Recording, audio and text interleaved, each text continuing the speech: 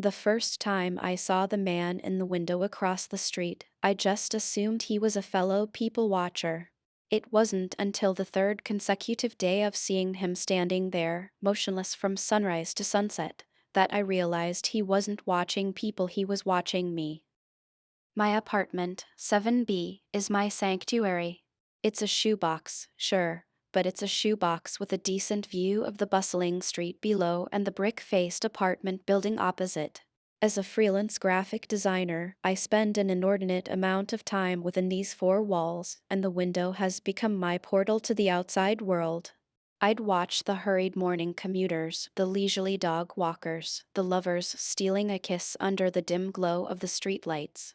It was my own little slice of urban life, a silent movie I could tune into whenever the isolation of working from home started to feel a little too heavy. His building was a mirror of my own, a pre-war walk-up with tired-looking fire escapes and windows that had seen better days. His apartment was directly across from mine, maybe 50 feet of open air separating us. The first day I noticed him, a Tuesday, I was taking a coffee break, my mug warming my hands as I gazed out at the familiar cityscape. He was just a silhouette against the dim light of his room, a tall, broad-shouldered figure standing perfectly still. I remember smiling to myself, a silent acknowledgement of a kindred spirit, another soul finding solace in the anonymous intimacy of city life.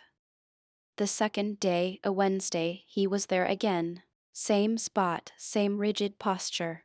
I waved, a small, tentative gesture. There was no response. He didn't move a muscle. I shrugged it off. Maybe he hadn't seen me. Or maybe he was just more committed to the art of observation than I was. By Thursday, my casual amusement had curdled into a distinct unease. I woke up at my usual 7 a.m., and as the morning sun cast long shadows across my living room, my eyes were drawn to his window. He was already there. It was as if he'd never left. I watched him, on and off, throughout my workday. I'd get up to stretch my legs, and he'd be there. I'd microwave my lunch, and his silhouette would be unchanged. As dusk fell and the city lights began to twinkle on, he remained, a stoic statue in a dimly lit frame. This is when the realization hit me, a cold wave of dread that started in the pit of my stomach and spread through my limbs. He wasn't looking at the street. His head wasn't tilted down at the people below, nor was it panning from side to side to take in the view. It was angled directly, unmistakably, at my window. At me. My anxiety, a beast I've been trying to tame for years with therapy and medication, began to stir. I tried to rationalize it. Maybe it was a mannequin, a weird piece of art, some kind of bizarre prank. I even Googled mannequin in apartment window and performance art staring, hoping to find some logical explanation that would soothe my frayed nerves. The search results were a mixed bag of a few news articles about quirky artists and a lot of forum posts from people who were clearly more paranoid than I was. Or so I hoped. That night, sleep was a battlefield. Every creak of the old building, every distant siren, sent a jolt of adrenaline through me. I kept getting out of bed, creeping to my window and peeking through the blinds. He was always there, a dark shape against an even darker background. I couldn't be sure, but it felt like I could feel his gaze, a heavy, oppressive weight pressing in on me even through the glass and the darkness. The next few days were a blur of caffeine-fueled anxiety and half-hearted attempts to work. My productivity plummeted. I'd sit at my desk, my back to the window, but the feeling of being watched was a constant itch between my shoulder blades. I started closing my blinds, but the silence and the self-imposed darkness only made my imagination run wild. What was he doing now? Was he still there? The not knowing was almost worse. I tried to get a better look at him. I used my phone's camera, zooming in as much as I could. The image was grainy, distorted by the distance and the smudged glass of his window. But I could make out a few details. He was a man, probably in his 40s. He had a strong jawline and what looked like short, dark hair. His clothes were nondescript, a dark shirt or sweater. But his eyes, even from that distance, even through the pixelated haze, they seemed to be fixed on me, devoid of any discernible emotion. One evening, my friend Sarah called. She was my rock, the one person I could be completely honest with about my struggles with anxiety. "You sound off," she said, her voice laced with concern. I hesitated, then the words came tumbling out of me in a frantic rush. I told her everything about the man, the staring, the feeling of being constantly watched. There was a long pause on the other end of the line.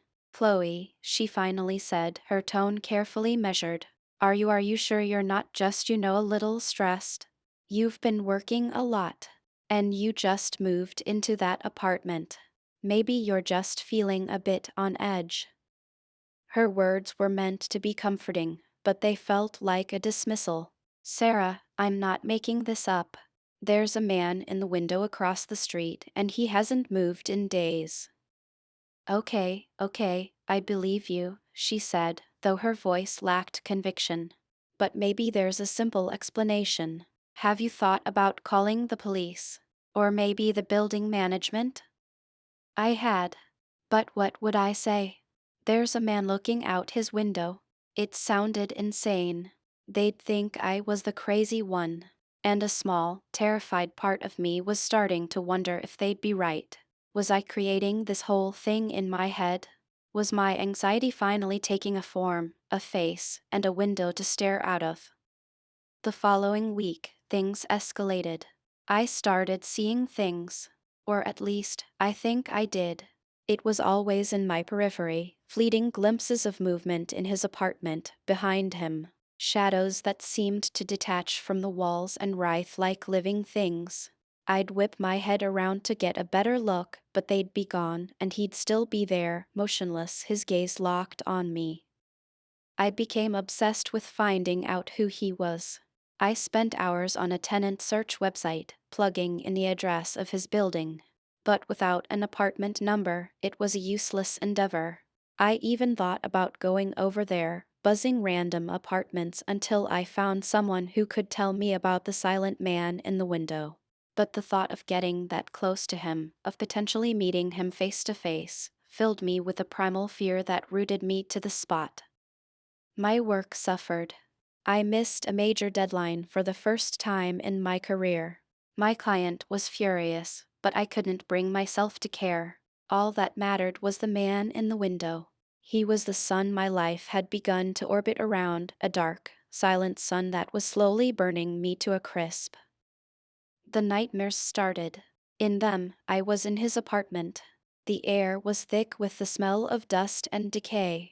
The shadowy figures were there, swirling around me, their whispers like the rustling of dry leaves. And he was there, standing in front of the window, his back to me. In the dream, I'd reach out to touch him, to turn him around, but my hand would always pass right through him as if he were made of smoke. And then he would slowly turn his head, his eyes empty sockets, and I would wake up screaming, my heart hammering against my ribs. I started documenting everything. I took pictures, videos. I kept a log of of his stillness. Every morning, I'd note the time he appeared always before I woke up, and every evening, the time he was swallowed by the darkness always after I went to bed. The evidence was damning, at least to me. But when I looked at the photos and videos, they showed exactly what I'd told Sarah, a man, standing in a window. It wasn't illegal. It was just wrong. Deeply, fundamentally wrong.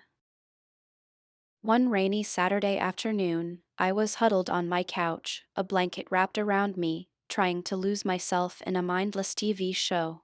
But my eyes kept darting to the window, to him. And then I saw it. A flicker of movement. Not him. Something else. In the corner of his window, a small, pale face appeared. A child's face. It was there for only a second before it vanished. My blood ran cold. Was there a child in there with him? The thought was unbearable. My mind reeled with horrific possibilities. Was the child a prisoner? Was that why he never moved, a silent sentinel guarding a terrible secret? That was it. I couldn't sit by and do nothing anymore. My fear was still there, a cold knot in my stomach, but it was now eclipsed by a desperate need to know what was happening in that apartment. I had to do something. My first thought was the police again. This time, I had something more concrete. A child might be in danger. I dialed 911, my hand trembling so much I could barely press the numbers. I explained the situation to the operator, my voice cracking with a mixture of fear and desperation. I tried to sound rational, but the words "he never moves" and shadowy figures probably didn't do me any favors. To my surprise, they said they'd send a car to do a wellness check. I watched from my window, my heart pounding, as a police car pulled up in front of his building. Two officers got out and disappeared inside. I waited, holding my breath, for what felt like an eternity. 10 minutes later, they emerged, alone. They got back in their car and drove away.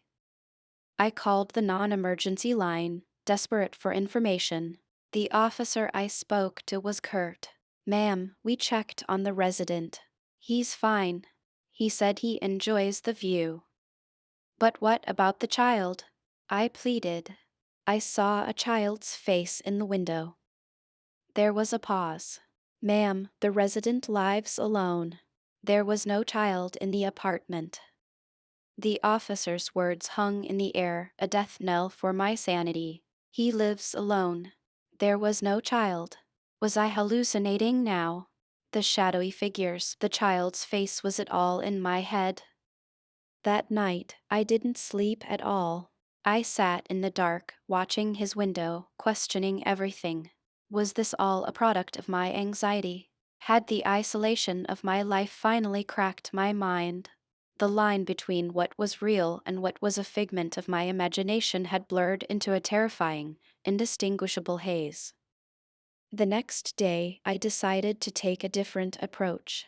I went to the local library, a place that had always been a source of comfort for me. I started digging through old newspapers and local history archives online. I didn't know what I was looking for, but I had to do something. I searched for the address of his building, for any mention of strange occurrences, anything that might give me a clue. Hours went by. My eyes were burning from staring at the microfilm reader and the computer screen. I was about to give up when I found it. A small article from a local newspaper, dated 1973. The headline read, "Local man claims watcher drove his wife to madness." My breath caught in my throat. I read the article with trembling hands. It told the story of a man who claimed his wife had been driven to suicide by a watcher in the building across the street. The building was mine. She had lived in an apartment on the 7th floor. She had become obsessed with a man who would stand in his window and watch her, day and night. She claimed he never moved, that he was a supernatural entity sent to torment her. The husband had tried to get her help, but she had descended into a deep paranoia, convinced the watcher was slowly stealing her soul. The article ended with a husband's desperate plea for someone to believe him, but it was clear he was dismissed as a grieving, unstable man. I kept digging, my fingers flying across the keyboard. I found other mentions of the Watcher of 7th Street, as some of the older, more sensationalist papers had called it. The stories were all eerily similar.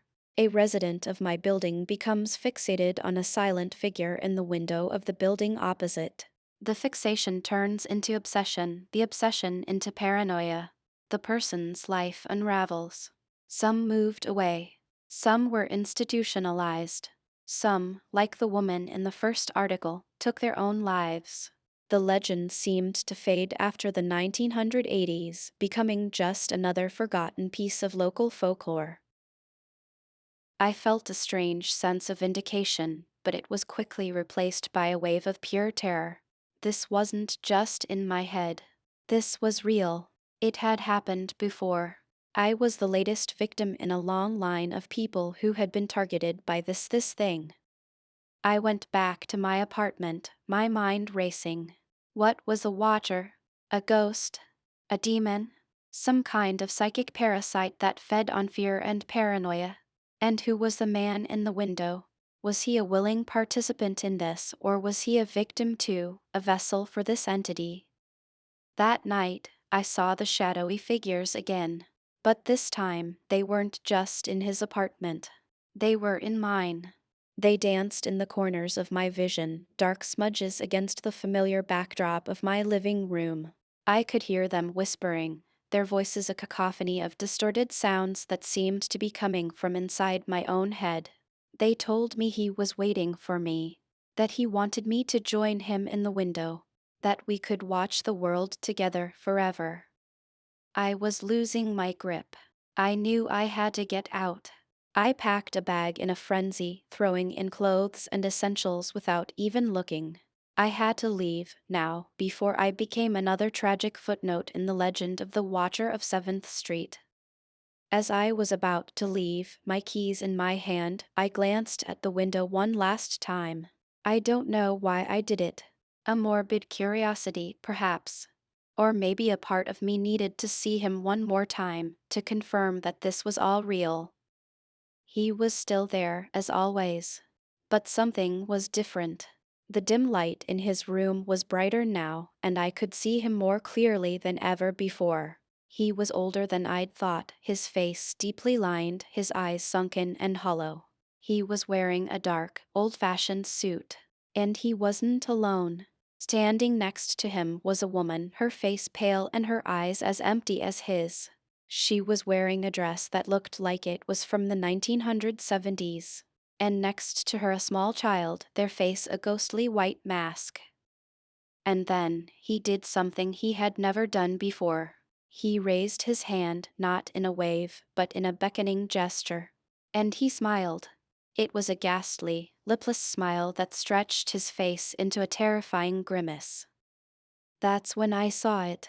The window of his apartment, it wasn't a window. It was a mirror.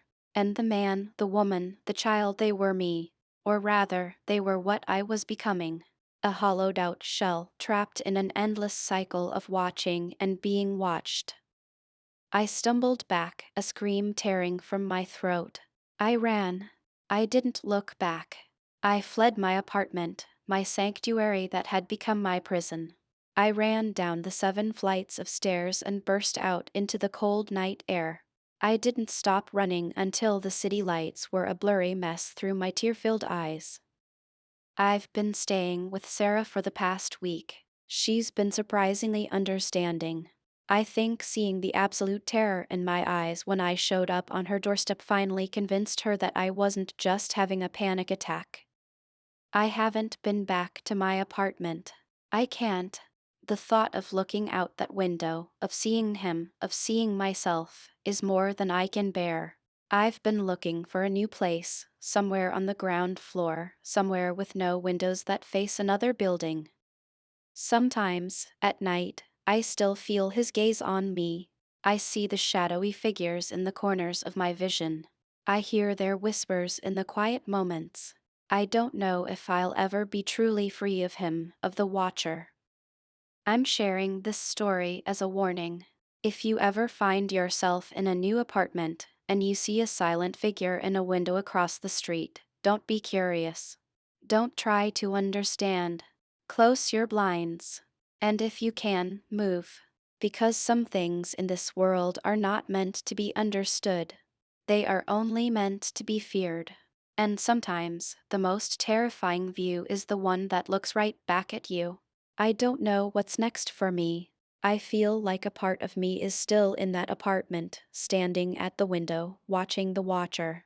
And I'm terrified that one day he'll beckon again, and this time I won't have the strength to run. Thanks for tuning in. If you enjoyed this story, make sure to subscribe and give this video a like. We appreciate everyone and can't wait to bring more stories your way.